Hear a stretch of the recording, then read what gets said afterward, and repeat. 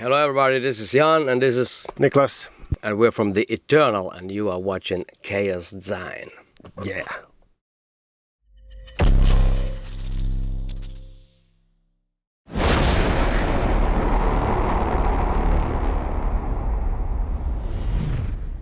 Hello there. We are in Moon Unit Studios in Helsinki, and today not our guests but our hosts are guys from The Eternal, Jan and Niclas. Hi. Hello. Hello.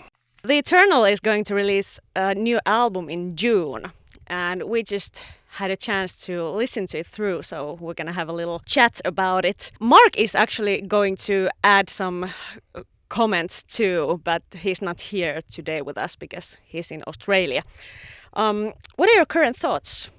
We just listened to the album and you heard some feedback, so... Yeah, well, it was kind of exciting, I think, to have some people to listen, the whole album and kind of nerve-wracking to hear people's feedback, but I think everything went well and everybody seemed to enjoy that and we're really happy that you guys are here today and couldn't be more excited, Yeah, it's amazing. It's been like what I counted over 3 years since I played bass on this album, and it's been 2 years since it was mixed and 1 year pretty much since we started to negotiate record deal, and now finally people can hear it, so it's amazing. Yeah, it's been a very long process, and people have been coming and going from the band. As the bass player left the band in the middle of the session, so we're lucky to get Niclas. Everything happened kind of just sort of by itself, and but yeah, it took a long time, but it's finally here. So hopefully people will enjoy Yeah, it that. gave kind of new perspective to waiting. You stop waiting, it comes when it comes. Yeah. Exactly. Yeah. You've released a couple of singles already. What's the feedback been? How has it? I think it's been good. Dead Like Silence, which was the first single, reached over 100,000 views in less than a month. So that's pretty good considering that the band is sort of having a new start and there's been many years since the last record, and I'm very happy with the result, with the video and the quality and everything, and also with the feedback's been actually pretty amazing. So everybody seems to be into it, and that's how we want it. So the singles have been really well received so far. We've had quite a lot of views on the music videos, so we're really pleased with the direction things are going in. Death Like Silence was particularly well received, I think. We got a lot of positive feedback on the vibe of that song, and considering that was the last song we wrote for the record, it's a pretty nice feeling. You have a special band in a way. Half of the people is in Finland and half of the people is in Australia. How do you organize stuff, and do you see each other often, and Well, how does it work? Mark comes here at least once a year pretty much, or something like that, and Richie was here 2 summers ago, last summer, no? Yeah, well, we mixed the record. Yeah, he was here, and then actually they came here to play before I was even in the band. I remember we went to see them play. I don't know, but now of course there's online, you have to go on chat different messengers and send files back and forth, and but luckily it's possible. If we would be recording on tape, I think we couldn't afford the mailing costs. Exactly. Yeah, I think, we are very lucky to live in these amazing times, that producing and composing and, collaborating on a record like this is actually possible. And it's been fairly easy. Of course, it's different than to be with real people in the same room. And interaction is a bit different, and of course things get slowed down a bit. But I have to say, fairly easily, and it's getting easier all the time, luckily, because this technology is just getting very advanced, and lucky to live in these times. Yeah. So it's been working really well. We're in contact daily with each other. It really started during the COVID situation, and it's worked remarkably well. I would say this feels more like a cohesive band than it's ever felt. The four of us are regularly communicate with each other, and we're really sort of focused on the same outcomes and the same results. So, and lucky for me, I get to come to Finland and spend time with the guys, and so does Richie. In fact, we mixed the last album in Helsinki at Moon Unit Studios, and we all have our own recording studios, as you can see. So with modern technology and the internet, obviously, we're able to work very efficiently, video calls, transferring files between our different doors and studios. But the face-to-face time is really important. I think it's really important we mix together and be together as much as we can. So, for example, I was over there at Christmas time with Jan and Niclas, and we were preparing songs for our next record and working on the demos and getting things organised, as well as organising some of the things that we need to prepare to go on tour together. So it's maybe a unique and unusual situation to some people, but I find for us it works really well. So it was pretty fluent, process. So it's not like a problem to be all over the world. No, it hasn't been a problem. When I joined the band, I said to Mark that I want to come to rehearsals every week. but that wasn't a problem, so there's no problem. You haven't been that long in the band, but it's been a while since the previous album. Do you know, or do you think it was all the time the idea to make the new album and to continue as the Eternal? What has happened during these years? Well, a lot of things has happened. As I was thinking that I've been in this band almost 4 years now, and we have one record out, and luckily we're making another one as we speak. But originally, Mark contacted me because the drummer left the band and he wanted something to play drums, and so I was originally supposed to be a session, like a hired gun kind of a guy, but things just got evolving, and we just started to, producing and composing and arranging and doing things like in such a intensity that it all of a sudden I just found myself as a member of the band, So and being happily ever since. So. And same goes with Niclas, I guess. Like Dave, the previous bass player, left the band in the middle of the session. So I could have not think anybody else. So Yeah, I remember Mark said to me sometime half year before that this situation might come. Yeah. And then like half year later I got a message from you, and then I went to Greece, and then I listened to the stuff, and okay, I'll do it. And then I remember I got a Pro Tools license for 1 month, and I thought I won't pay more than that. Yeah, exactly. I had to do it in 1 month. Well, if you think about the period of time between our last album, which was 2018, we went on tour in Europe in 2019. The pandemic kind of kicked in, I guess, 2020, and we got Jan involved around that period of time. And then it took us a few years to put the record together. We had to, we couldn't be physically together due to COVID, so we had to work at a pace, I guess, and we were still learning how to work with each other and what we wanted to do. So, as far as it being a long period of time, it was still a creative period of time, and a lot of work was done on the record. Of course, once we completed the record, which finally we were able to be together, and I was able to come to Helsinki with the guitarist Richie, and we were able to mix for about a month. We still had the task of finding someone to release the record. We wanted to up the ante, so to speak, and get hopefully a bigger label involved in the process. And of course that takes time. Negotiation takes time, and working out what's best for everyone, what's best for us, what's best for the label. And that negotiation period was, an easy 9 months, I would say. So yes, it was a long period between records, but we managed to do a lot in that period.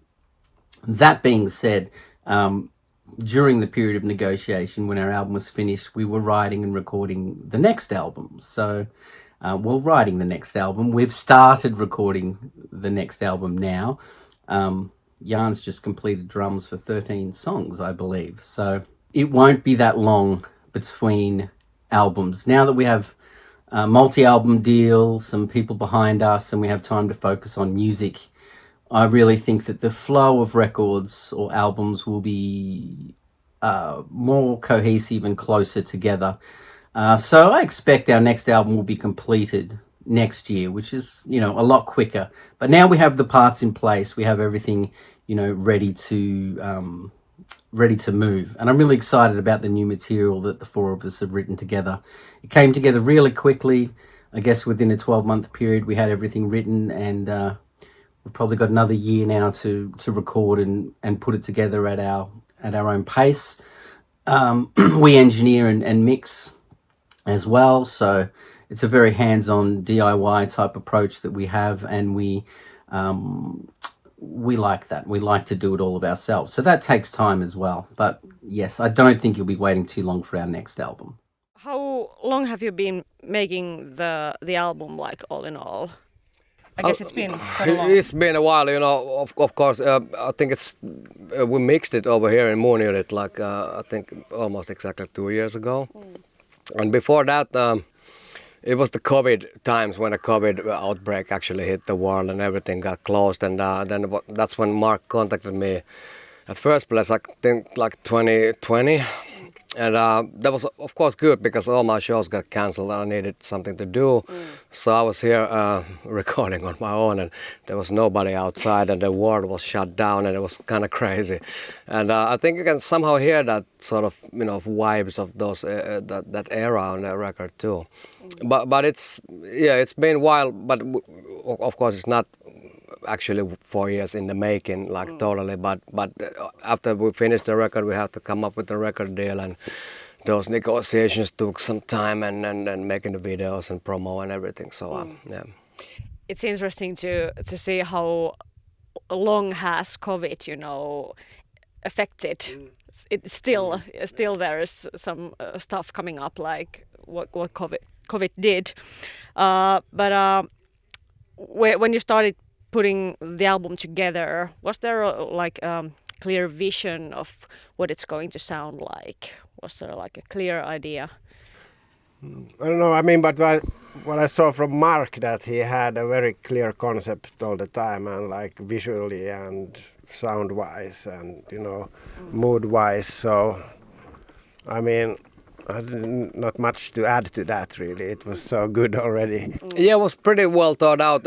Obviously, there was, when I started recording drums, there was some arrangement, things and tempo changes, and we were cutting some sections or adding some sections, and, thinking about percussion or all kinds of things we can add, and, productional details, and so that all added up like as the final result. And there was originally only 7 tracks, so I was proposing that we need sort of a more radio-friendly song. So we composed Death Like Silence together with Jani Peuhu, who was also collaborating with us, and he did a great job. And so could not be happier with the result. So here we are. Yeah. It's a great song. Thank you. Well, with Skinwalker, I guess the initial process started with myself and Richie, and in a way it started as a continuation of the previous album. And I guess once Jan and Niclas got involved, it evolved. The sound changed, new elements came into the material, arrangements got changed, and approaches got adjusted. So I don't know if we had a clear vision. We were just kind of writing the eternal music. But when the guys got involved, it took a new direction and a new shape. I think fundamentally it's still dark, proggy type, doomy music with me singing on it. So sonically, I think the elements are all still there. It's just a lot more nuanced, a lot more detail, a lot of different things taking place within the material. So if we did have a vision at the start, it clearly evolved into something else through the whole process. And all four of us have a pretty even say as to what we like and what we don't like. So that, of course, takes time as well. So how the album came out probably exceeds my initial expectations of what I was expecting when we started working on the project. There are quite long tracks, like the longest is more than 10 minutes, I guess. And I think we cut 3 or 4 minutes out of that too. Yeah, we deleted some sections. Okay. Did you think when you were making the songs that this is going to be 10 minutes, or how does a song become that long? I mean, There's many long songs. like, because structurally they are not like that much more complex, but because they are slow, so then they tend to stretch. Yeah, but I don't know, that was, I think, somehow Mark's idea, because, I mean, we're all fans of 70s prog music and progressive music in general, like massive song structures and theme albums and all kinds of stuff, because we are, born in the 70s and lived our youth in the 80s and the 90s, and so, but I think Mark wanted to do something different this time, because there were actually shorter songs. That, in the band history, been also longer songs, but so I just guess, things sometimes just come up the way they are. I don't think it's perhaps not intentionally that long. We just don't want to cut anything from the... But it's nice to work with Mark. Sometimes when you have a song idea and you give it to somebody, they should take that piece out and that piece out. But Mark actually adds stuff to it. Yeah, exactly. Yeah, so it makes them long. Mark maybe has the best answer to this, but what is inspired the album? As you said, there was like a clear idea of the concept and stuff, but where does the inspiration come from? That I know that Skinwalker is like an American Indian mythological figure. Yeah, it's something that can constantly change shape or form, to be an animal or a human being or whatever, to trick people, and that's the concept. And I think Mark will have more insight on that thing. Well, I mean, musically, I've been in the Eternal for 21 years, so the process of writing riffs and melodic ideas is pretty natural. This is my only band, really, and my main band, and what I focus my energy on.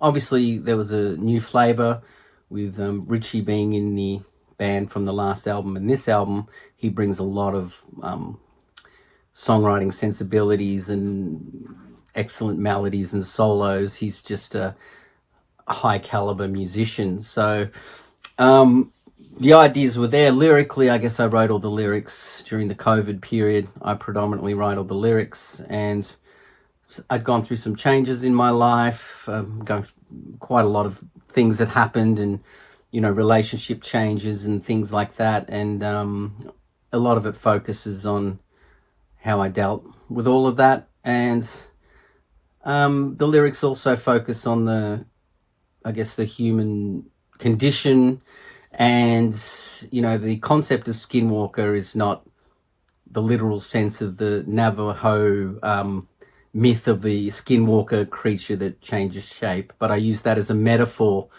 for people in your life that appear to be a certain way and kind of present themselves, but not everything is quite right, and they can sort of change shape to suit the situation they're in. And I think we chose Skinwalker as the song or the album title because that's a lyrical theme that takes place throughout the album, and it just really kind of addresses the concepts of narcissistic personalities in your life and things that you face, and things that you believe that might not actually be the way that they are. Do you have personal favorite tracks on the album? Well, there's too many. But I kind of lately been, my favorite be Shattered Remains, like the last track, because there's like really, has very intense drums and percussion and all kinds of like otherworldly cinematic stuff in it that I enjoy doing so much.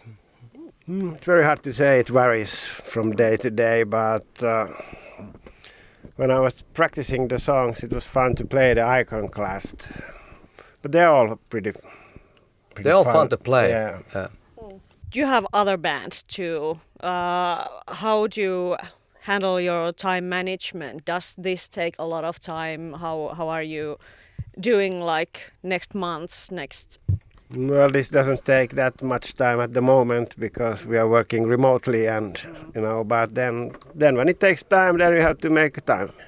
Yeah, and we still need to. There's still a little bit of time to get the record out, and there's usually a few months to try to set up touring and see like what kind of tours are available. So I would say early next year or during next year, because I'm having a break with Amorphis, so we're first making a new record like the end of the year. So then I'm completely available. So we're trying to hit that time when it's actually possible. So it takes some time management. It takes some planning, of course. But it's possible, So Amorphis is going to do album in the end of the year.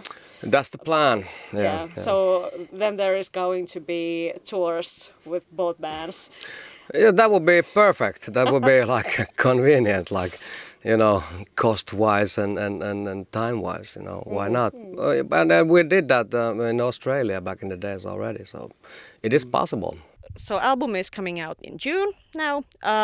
Do you have any shows yet coming up, or are you just planning and? Everything is planning so far. That we have to see everyone's schedule, but I think next year is kind of the plan that we do as much as we can. Exactly. Yeah. Are there what are your other goals? Where are you targeting as an international band? You have like Finnish audience, and you probably have some kind of Australian audience, and you have Raining Phoenix is German American, I guess. So are you targeting somewhere, or how are you? I don't know if we have like a specific target. We target music fans everywhere, but we'll see. I have no idea where are the most listeners at the moment. They could be anywhere. Well, in general, I think the goal is to gain as much listeners and followers and get this thing on the road. So that's the plan. Well, I guess now we truly are an international band, and we have goals to tour with this lineup. Of course, this lineup has not played live together yet, and that takes a little bit of working out details, all of us to be in the same place, the costing of the tour and all that kind of stuff. But we have full intention to support Skinwalker with live shows, and whether that be in Europe or Australia, we know that that's something we need to do. So we'll be moving our focus into the touring realm while we're working on the next album at the same time. And of course, the goal is to build up the band now that we have a larger label behind us, being Raining Phoenix Music, and some more resources. So now that we have more resources, I really think we can sort of spend the time to guide things in the right direction, get touring happen, get the next album happening, and follow that up with more touring. I don't see the four of us slowing down. We're not the youngest guys in the world, but we're still very passionate about what we do, and we fully intend to bring our music to the world as much as we can. Is there some statistics about the fans of The Eternal? Where are the most of the fans? I think Mark was just telling me about like that with the current situation, the most listeners actually located in Finland. So, yeah, I don't know. I saw some chart where there was some Latin America, but it was just as Latin America. Yeah. So I don't know. And who knows? We'll see someday. Yeah, we'll see about that. Yeah. And you're gonna release some singles also before the album coming out. Yeah, we got 2 singles out already, Dead Like Silence and also the title track Skinwalker, which got like a nice lyric video done by Mark. And the next single, When the Fire Dies, is coming out in early June, I guess. I don't remember the date. Maybe, yeah. 10th of June. And we just finished like a nice new video clip for that. And yeah, so that's the next one, and hope everybody will watch that. And Yeah. Please check it out. And check it out. Subscribe to everything you see. Exactly. Yeah. With these words, peace out. Thank you, guys. Thank you so much. Thanks for having us. Thank you. Thank you.